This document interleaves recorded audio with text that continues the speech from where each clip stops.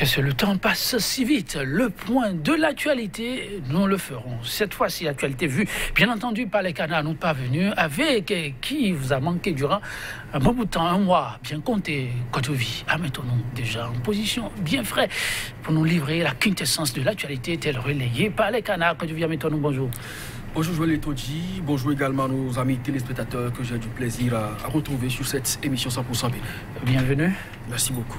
Alors, de l'actualité, qu'est-ce qu'on peut retenir? Un week-end très mouvementé, mais aussi politiquement bien entendu, mais pas aussi une donnée juridico-politique, disent certains. Oui, Affaire 18 kg de cocaïne. Oui, c'était le clou donc, de votre émission et ça a occupé effectivement le devant de l'actualité. Beaucoup de Canadiens donc, sont revenus sur cette décision rendue le vendredi par la Cour africaine des droits de l'homme et des peuples, qui suspend donc la décision de la très controversée Cour Criette, comme vous l'avez évoqué tout à l'heure dans votre introduction, sans oublier que le parti Foscori pour un Bénin émergent était également en congrès extraordinaire pour donc se conformer à la nouvelle charte des partis politiques en vigueur en République du Bénin. Autour du chef de l'État également, le deuxième bloc s'est constitué. Il s'agit donc des Républicains. Les Canards sont également revenus sur cette actualité, sans oublier pêle-mêle le virus Lassa qui fait également son retour dans le septentrion, un cas déjà détecté, les populations appelées donc à la veille. Quand je viens maintenant, très alléchant. Alors, on va démarrer avec le journal L'Actu Express qui affiche donc un titre ce matin: suspension de la condamnation de 20 ans de Sébastien Adjavon dans le deuxième jugement de l'affaire dite 18 kg de cocaïne. La criette mondialement décriée, la victoire du droit sur l'arbitraire, une véritable déculottée pour la justice béninoise, le soutien ferme du PLP, l'essence du bloc républicain dans la cité de Kobourou. Une centaine de partis, alliances et mouvements politiques de la mouvance fusionnent pour un Bénin gagnant. Et puis à l'occasion du Conseil national extraordinaire du parti Foscori pour un Bénin émergent, l'USL et les FCBE pour l'union de l'opposition. Dynamisme, info, congrès du bloc républicain à Parakou. La mobilisation, le vrai faux baromètre, le dernier mot aux électeurs. Et puis sursis de l'exécution du verdict de la criette contre Adjavon. Et si l'État béninois se pliait à la décision de la CADHP, c'est une exclamation à la une du journal. La dépêche cette fois, ordonnance de la Cour africaine des droits de l'homme et des peuples. La criette se fait remonter les bretelles. Le Bénin, face à la mesure conservatoire de la CADHP, l'exécuter ou la violer, c'est une interrogation. Et puis un congrès national extraordinaire, les FCBE se conforment à la nouvelle charte des partis politiques. Un message de Sébastien Adjavon au congrès des FCBE. Puis santé, un cas de fièvre hémorragique à virus Lassa dans le Borgou. L'Afrique en marche, législative de 2019. L'USL exhorte ses alliés à une liste unique de l'opposition. Demande de suspension de la condamnation du président d'honneur de l'USL. La comédie de la criette dénoncée. Adjavon avait des longueurs d'avance sur talon à malin.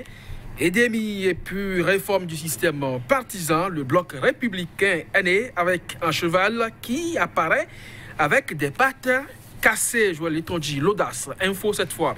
Violation du fait de la procédure et mesures provisoires au fait donc de voir l'État béninois sursoir l'exécution de l'arrêt de la criette. La CADHP décapite Togbonon et sa criette face à Adjavon. Le confrère de la matinée, verdict de 20 ans de prison prononcé par la criette contre Sébastien Adjavon. La Cour africaine des droits de l'homme et des peuples ordonne à l'État béninois de suspendre l'exécution du jugement. Congrès des FCBE, une motion de soutien aux alliés politiques. Le parti exige le retour de ses compatriotes de lutte injustement et illégalement poussés hors de leur patrie. Et puis, point de presse à la Bourse du Travail, le pôle unifié des jeunes de l'opposition appelle à l'unité de toutes les forces de l'opposition. Le nouvel observateur, la CAFDHP, fait injonction au Bénin de surseoir au verdict prononcé par la criette contre Sébastien Adjavon. Le Bénin dispose de 15 jours pour obtempérer. Et puis, tractation pour les législatives de 2019. L'opposition joue la carte de la Dispersion, le pays émergent a fait trafic de drogue. La CAFDHP ordonne en sursis d'exécution de la décision rendue par la CRAIET.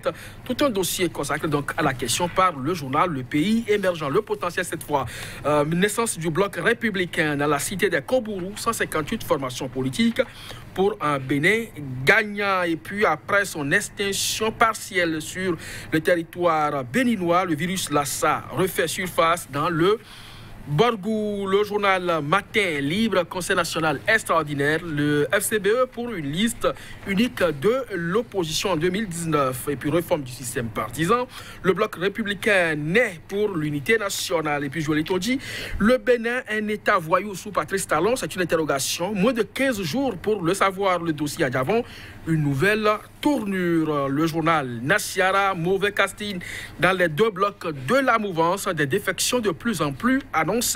Conseil extraordinaire Foscori pour un Bénin émergent. L'appel à l'unité de l'opposition lancé depuis sa veille. Puis point média pour terminer. Conseil national extraordinaire du parti FCBE, l'USL pour une opposition unie et un peuple plus fort. Et puis décision de la Cour africaine des droits de l'homme et des peuples. Une victoire d'étape pour Adjavon et co-accusé. Et puis union progressiste et parti républicain, l'inévitable guerre des égaux. Merci à vous, comme je viens maintenant. Eh bien, le sujet est un sujet très diversifié, mais aussi un contenu bien dense. On va y aller très rapidement pour la minute qui nous reste. La dépêche ordonnance de la Cour africaine des droits de l'homme et des peuples, la CRAIET se fait remonter les bretelles. Une illustration qui arrache un peu le sourire. Oui, évidemment. Bon, est-ce qu'il est quand même opportun que l'on se prononce encore sur cette décision parce que votre plateau également tournera donc autour de ce sujet. Simplement, il faut noter que le Bénin s'humilie et ça ne fait quand même pas bien dans un état sérieux lorsque les avocats, les magistrats montent au créneau pour dénoncer donc cette CRAIET qui est née de toutes pièces pour juger de façon exclusive les opposants à ce jour et qu'on ne veut quand même pas reconnaître cette dénonciation au plan local, eh bien c'est monté à l'international. Aujourd'hui, le Bénin avec ses avocats se sont donc cassés les dents.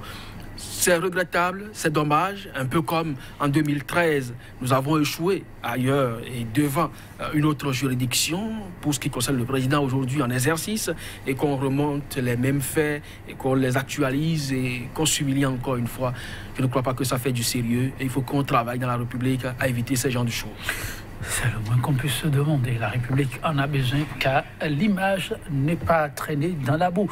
Quand je viens maintenant le potentiel à présent, le week-end politiquement mouvementé, naissance du bloc républicain dans la cité des Kobourou rapporte le potentiel 158 formations politiques pour un Bénin gagnant. Talon réalise le miracle de l'unité nationale. Bloc républicain, le cheval gagnant.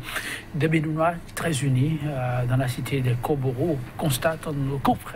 Oui, il faut aller au-delà de ce titre-là pour se demander, avec surtout ces sous-titres, le Bénin, le Patrice Talon qui réalise le rêve de l'unité. Alors, qu'est-ce qu'on fait du bloc progressiste qui soutient toujours les actions du chef de l'État? Ça voudra dire qu'à ce niveau, on ne compte plus dessus. Et lorsqu'on estime également que le bloc républicain, c'est le cheval gagnant, ça veut dire que le cheval perdant, c'est plutôt le bloc progressiste. Au niveau de ce mouvement et action qui soutiennent le chef de l'État, on a comme l'impression qu'il y a un serpent qui se mord la queue. Moi, je me demande véritablement où est-ce que nous allons avec tout ça, puisque c'est le vœu du chef de l'État d'avoir deux blocs autour de lui pour porter donc ces idées pour les législatives à venir et pourquoi pas la présidentielle également. Mais si aujourd'hui avec la presse on note beaucoup plus un engouement pour le bloc républicain où on estime que c'est beaucoup plus le parti du chef de l'État, alors pourquoi avoir soutenu la création du bloc progressiste? Que deviendra donc ce bloc? C'est vrai qu'il y a des appels aujourd'hui à l'unité, à la fusion également pour que ce bloc progressiste disparaisse au profit donc du bloc républicain. Si c'était le cas, pourquoi ne pas donc procéder de la sorte au départ? De toutes les façons, le chef de l'État a encore quelques jours pour rabattre les cartes et aller peut-être à cette fusion, mais toujours est-il que dans la communication faite ce lundi, autour donc de la naissance de ce bloc républicain, c'est à croire que les vrais diables ou les démons se retrouvent au niveau des progressistes et toujours est-il qu'ils sont tous avec le chef de l'État. Chacun tire le droit de son côté. Au chef de faire le ménage à l'interne, une autre politique sur tout autre volet avec le confrère de la matinée qui était du côté de Savet. Il nous parle du congrès des FCBE, une motion de soutien aux exilés politiques. C'est ce qui a retenu l'attention de notre confrère. Le parti exige le retour sans condition de ses compatriotes, tous les compatriotes de lutte injustement et illégalement poussés hors de leur patrie. Oui, vous avez vu le cas de Sébastien Adjavon, par exemple, aujourd'hui, que la plupart des canards, à travers donc, cette décision rendue par la Cour africaine des droits de l'homme et des peuples, a donc plus ou moins blanchi, parce que la Cour, c'est une mesure provisoire en attendant donc une décision définitive qui va bientôt donc être rendue dans ce dossier de 18 kg de cocaïne. Toujours est-il que aujourd'hui, le chef de l'État, s'il travaille vraiment à l'unité nationale, il doit pouvoir donc revoir la copie, parce que beaucoup de citoyens qui doivent participer donc à la construction de la nation sont hors du territoire et ce n'est pas bon. Merci, quand je viens maintenant. Ce qui est bon, c'est de vous savoir toujours fidèle à ce rendez-vous. On se retrouve donc demain, sans faute.